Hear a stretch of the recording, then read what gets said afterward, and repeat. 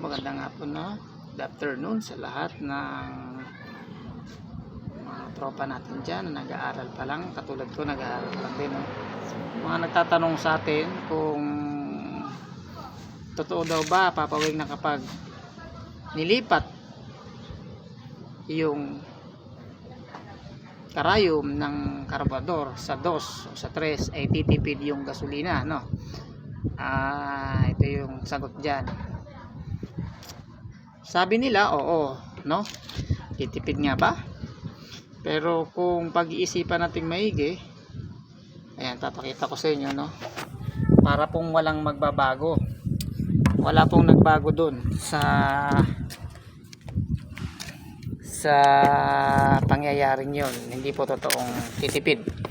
Ang mangyayari lang sa'yo, sa papakita ko sa iyo, no? Ito, bago to. Dito ko na i-tutorial sa bago. Ito, bago to eh. Ayan. Ito po yan. Tanggalin itong karayon, no? Para makita natin. Ayan. Bagong-bago talaga. Dito ko na yung tutorial natin, no? Ayan. Ito yung ayan, karayom, no?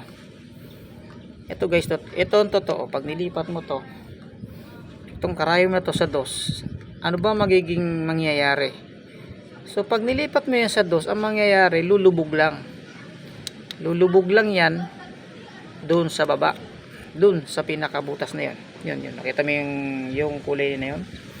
Lulubog lang po yung karayom dyan. Kaya wala pong mangyayari na sasabihin titipid. Ang mangyayari lang po sa inyo, magbabago lang yung rev nyo, yung hila nitong silinyador, no? Kasi ang hahatakin niya yan eh. Yan, oh. Pag hinatak niya paakyat yan, hinatak niya paakyat yan, malalim na yung hatak mo.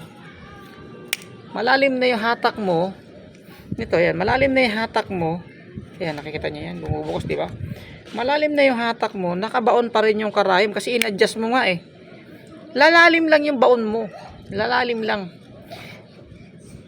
Kasi ibinaba mo eh. Lalalim lang po, wala pong pagbabago sa gasolina 'yon. Lalalim lang yung hila mo rito sa silinyero kasi syempre, baon na baon yung karayom. Ilagay mo sa 2 o 3 eh. Oh, 'di ba? Walang mangyayaring pagkakatipid, no? Hindi po magiging tipid 'yon. Wala pong ganun.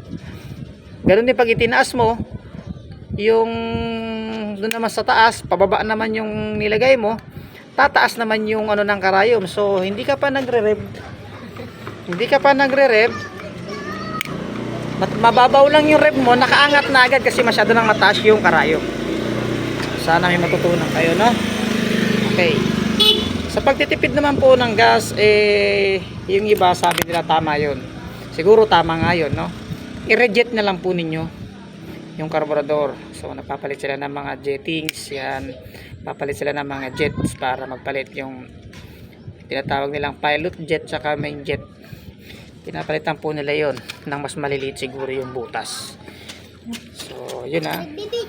Hindi po totoo na titipid ang gas mo kapag nilipat mo sa 2 o 3 yung iyong karayom. Ayan guys, konting kaalaman lang, no? Yung mga siguro sila, hindi ko lang alam kung ano po yung magiging mga komento nila dyan, kung totoo man o hindi, no? Pero base sa experience natin, ginawa na rin natin yon, experience lang, no? Hindi po totoo yun, lumalim lang po yung red, yung ano natin, lumalim lang or tumaas. Depende sa pag-adjust nila ng karayom kung pataas o papaba. Ang magbabago lang po doon ay yung silinyador mo, yung lalim at saka yung babaw.